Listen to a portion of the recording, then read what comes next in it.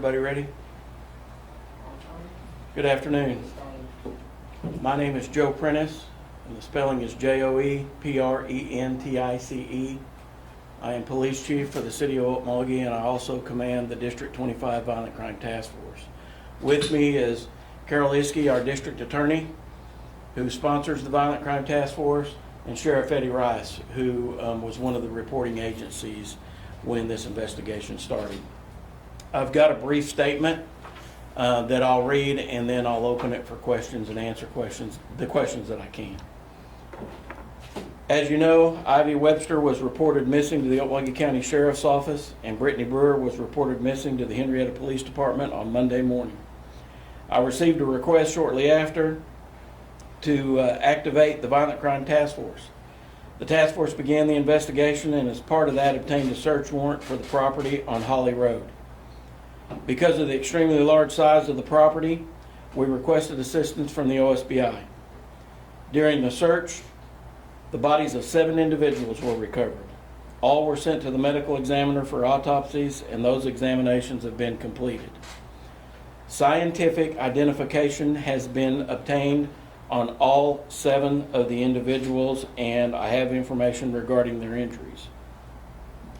That being said, it is important to remember that all of this information is extremely preliminary, and no official reports from the medical examiner's office have been issued. The injuries include Ivy Webster suffered 1 gunshot wound to the head. Brittany Brewer suffered 1 gunshot wound to the head. Riley Allen suffered 1 gunshot wound to the head. Tiffany Guess suffered 2 gunshot wounds to the head. Michael Mayo suffered 2 gunshot wounds to the head. Holly McFadden suffered 3 gunshot wounds to the head. And Jesse McFadden appears to have shot himself in the head. I'm assisting the Violent Crime Task Force with the search, the crime scene, and the investigation were the following agencies: the Okmulgee County Sheriff's Office, the Henrietta Police Department, Henrietta Fire Department, OSBI, ATF, and the Muscogee Nation AG's office. That concludes my statement. I will answer any questions that I can. Chief, when do you believe that these killings happened? I don't know. Based on the investigation, we believe that the girls were spotted in Henrietta on Saturday night. Beyond that, I can't tell. Were the victims found in one spot? No. Whereabouts were they found? Ivy, Brittany, and Riley were found separately, approximately 150 to 150 yards apart from each other, and approximately a quarter of a mile southeast of the McFadden residence. Do we think they ran away? I don't have any evidence to indicate that, but there's no way to know. And the other 2 victims? Well, there's more than just 2 more. The other 4 decedents were found together approximately 450, 500 yards east and a little bit south of where the 3 girls were found, and they were all together. Was anyone able to call 911? As far as I know, there was no 911 call made. And do we believe that all these killings happened around the same time? I don't have any evidence to indicate otherwise. Chief, what led you guys to getting that search warrant? Because Emmy's office was there immediately with you guys when you guys were doing that. Did you guys go to the property that morning because he was the person you were looking for and stumble across something and then back out like normal and ask for a search warrant? Something very similar. That morning, deputies and task force members went out to the property in an effort to see if there was anyone there. While at the property, they got no response at the door, and they observed what they believed was a freshly disturbed area of dirt in the yard or the curtilage area around the residence. They came back and reported that, and we got a search warrant for the residence and the property. Have you traced back this gun? I'm sorry, one at a time. Very similar questions. Have you traced back this gun, and how did McFadden get the gun, and what kind of firearm was it? We did conduct an e-trace on the firearm. It was a 9mm handgun, and it was purchased in January of 2022 by Holly McFadden. When you were talking about disturbed dirt, are you talking about graves, for lack of a better way to put it? That's what the concern was when it was observed. We have since discovered that the property owner, who is not the McFaddens were renting. The property owner had cleaned out a horse pen and had dumped that debris there. So they didn't see a body and then back out? No, There weren't graves dug or anything? No. Gotcha. no. Do we believe he Did executed McFadden them? leave a note? I'm sorry? Did McFadden leave a note? No note was found. Do we believe that he executed them? I don't know that I would use the term executed. I believe that McFadden shot all of the other decedents. So the victims have any defensive wounds or anything?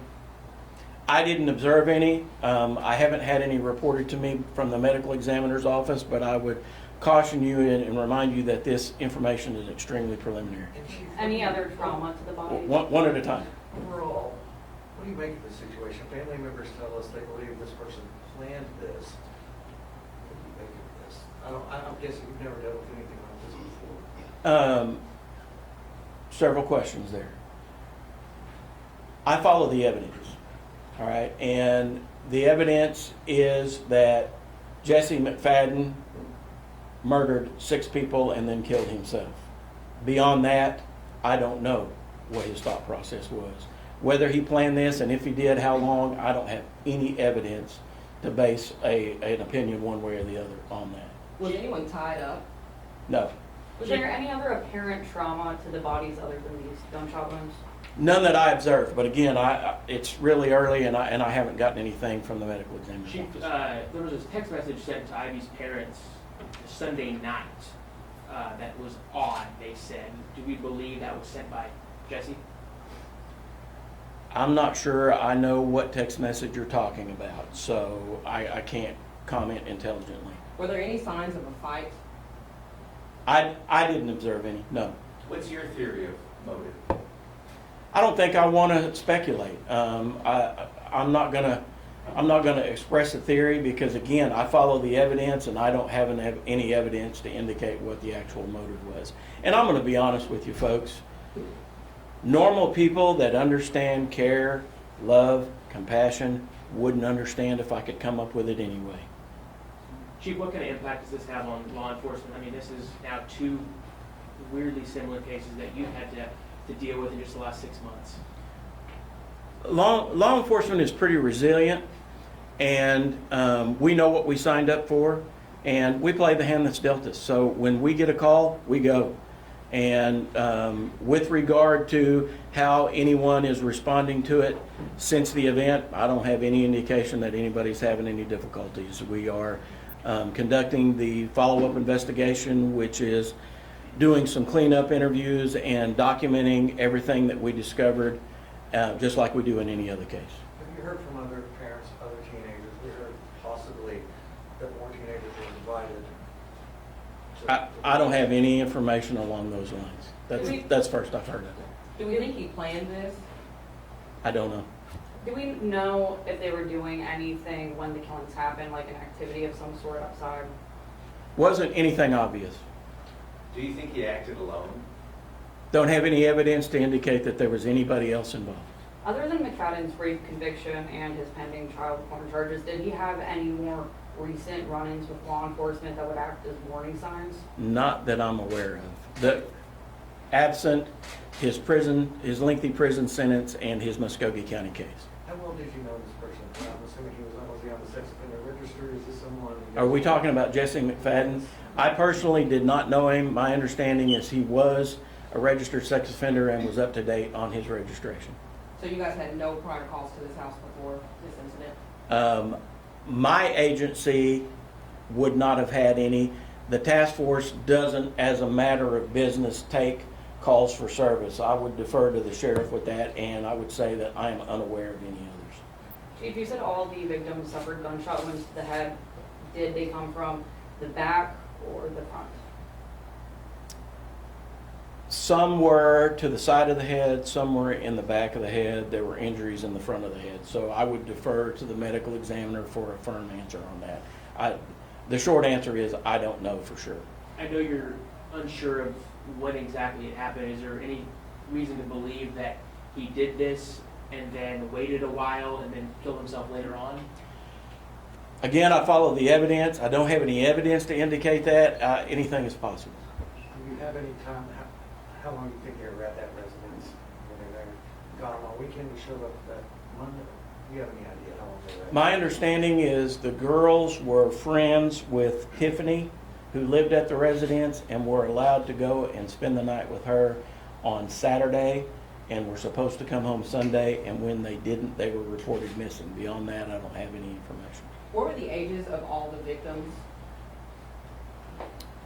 Bear with me, I knew there was a document I needed to bring with me. Tiffany was 13, Michael was 15, Riley was 17, Ivy was 14, Brittany was 16.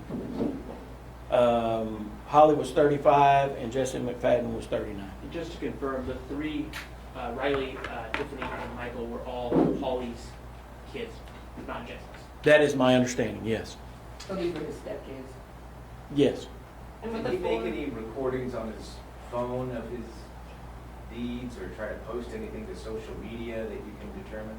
We recovered one phone from the residence that we believe is Holly's.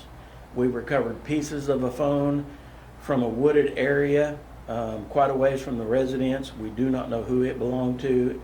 If that's not his phone, we haven't located his phone. any other significant pieces of evidence other than those phones, the guns, and of course, the bodies? We took some other evidence, but nothing I'm willing to comment on. Is there any indicator that any of the victims were drugged or anything? Not that I'm aware of. With the four family members being found together, did they appear to be sleeping? Without going into a lot of detail, that scene appeared to be staged to me. And that is my opinion based on what I observed. Staged as in the bodies? were moved I don't want to after? go into details. I think the bodies had been moved from where they were originally killed. Were they all found outside? Yes. Okay. But they weren't killed at the same time? I mean, some were killed at one occasion and then just given the distance you're talking about, and then you traveled somewhere else? Well, there's no way we can know with certainty, but logic tells me that some were killed in an area 400 to 450 yards away from others. So yeah, there would have been some space of time there. Yes, sir. Yes. Are you certain about McFadden's sex offender registry status? We attempted to look him up and didn't find him there. I am certain of what I've been told. I have not checked it myself. Are you certain of Brittany Brewer's age? I was told by your father that she was 15. No, I am not certain. That information was provided to me early on. I made a note of it, and I am not 100% certain of that. I spoke with a former victim of his who was set to testify against him and the trial he was supposed to be on Monday, and he sent her text messages or Facebook messages the night previous. Have you spoken with her? Do you know anything about those messages? We have. We've received copies of those text messages. He did make contact with her, and I don't think it was a text message. I think it was a Facebook Messenger message, and tried to lay blame for his situation on her. So do you believe that the killings happened prior or after those messages? I don't have any way to know that. You're the district attorney, correct? And That's this correct. person was supposed to have a jury trial Monday? That was in Muskogee County, correct? Is that your No. jurisdiction? No, I'm Okmulgee and McIntosh. So those text messages were blaming the victim for what he had done to these 6 people. No. My interpretation of the Facebook Messenger messages that I read was he was blaming her for his situation with the criminal case in Muskogee County. Why is Okmulgee police on this instead of Henrietta? Well, first of all, the scene was outside of the city limits of either Henrietta or Okmulgee and would fall under the jurisdiction of the sheriff's office. Okmulgee Police is involved because we are part of, and I in fact command, the District 25 Violent Crime Task Force, which conducts violent crime investigations in both Okmulgee and McIntosh County. again, with the timeline, I'm sorry, I know you don't have a lot of details, but can you give us an idea of how far apart these killings could be, or if they all happened at once? I don't have any way to base any speculation on to give you a realistic timeline other than the distance between where the bodies were discovered. It could have happened in quick succession, or there could have been a significant amount of time between them. There's just absolutely no way for us to know. I know you mentioned it already, but I'm just trying to get clarification. Can you explain again where the bodies were found and how close they were? It kind of sounds like maybe 3 were found close together, and then the other 4 were found like 2 different groups. Yes, that's correct. From the McFadden residence, which is probably 100 yards off the road, approximately a quarter mile south and east of the residence, there is a creek. And the creek is within a tree line, but just barely. Ivy was found on the west side of that creek, approximately 100 to 150 yards away. Brittany was found. Approximately another 100 to 150 yards away, Riley was found, and they were both on the east side of the creek. Then the other 4 decedents were all found together approximately another quarter mile more east than south, but southeast of where the 3 girls were found, in a heavily wooded area. So they were found further away? Yes, yes. Chief, what kind of impact does a tragedy like this have on the community? Well, part of the problem that the community suffers with something like this is everybody wants to understand why. And like I said before, normal people can't understand why. People that perpetrate crimes like this are evil. And normal folks like us can't understand why they do that. So I think that, besides the emotional trauma that people suffer because of the realization of what happened to these young kids, trying to figure out why is a challenge they'll never get past. Was there anybody at the scene before all this happened that you've been able to determine who wasn't killed, or everybody who was there? I have no evidence that anyone was at the scene leading up to the murders that was not killed. Do you have any information? Was his resident for search, probation, parole? Was he in compliance, et cetera? Was he... I don't have any information at all along those lines.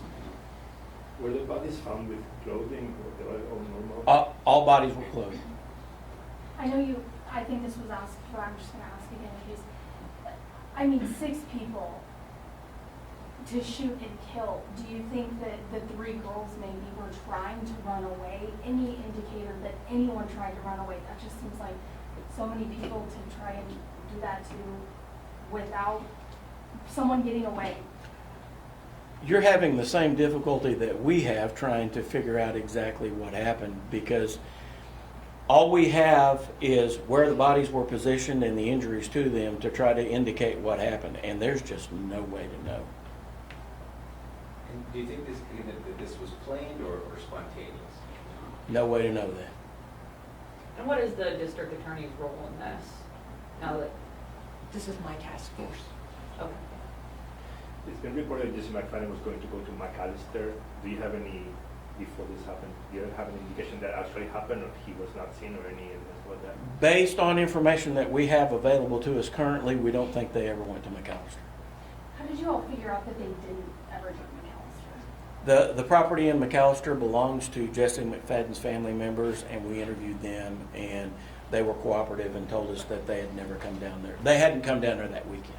Are there any security or gaming cameras on the property that possibly could have captured anything? Not that I've been made aware of. Do we know when he dropped the car to his neighbor? I mean, when was the last sighting of him? I believe he was sighted in Henrietta proper Saturday night. When I can't tell you when he dropped the car or why. Anything I tell you be a guess. All right, folks. I really appreciate your time. Thank you. And Can I ask one more question? Sure. I'm sorry. You know, typically when there's homicides, murders, someone goes on trial. This someone is now deceased. What's next in this investigation to figure out what happened to bring families closure? What's next? we have been in contact with the families and have shared information. In fact, we met with the families today prior to this press conference to give them the information that we gave you all, so they would hear it from us and not from the news media. Again, there are questions that will never get answered because the only people that know are no longer here. We will continue to document everything that we have found and anything that we discover in follow-up interviews moving forward and generate a report. We will submit that report to the district attorney's office for her review as a formality because there is no prosecution to be had here. Can you describe the reaction of the families when this information was Today, I was not present, so I'm not sure. Yes, sir. One last thing, just for the purposes of our understanding, do you think you might be able to help us out and give and present some type of like map of like the crime scene that might help us better explain for people how spread out the crime scene was? Currently, I don't have one for you. At some point in the future, crime scene investigators will map it. I have no idea how long that'll take. Okay, thank you. You bet. At this point, has the case been ruled as a murder-suicide? We don't ever just rule a case, to use your term, but we don't have any evidence to believe that it's anything other than 6 murders and a suicide. Thank you, Chief. In closing, what's your message to parents? This has affected so many people. We've heard from victims' families. They have no idea of this person's convictions, previous history. What's your message? It sounds like I don't know if he was easily available out there. What's your message to parents who see this? I want to be clear. All right, I do not believe that the parents of Brittany or Ivy did anything wrong, and they are devastated by the loss of their children. That being said, I don't think you can be too careful with your kids. Know where they're going and who they're going to be with. All right, folks, thank you. Thank you.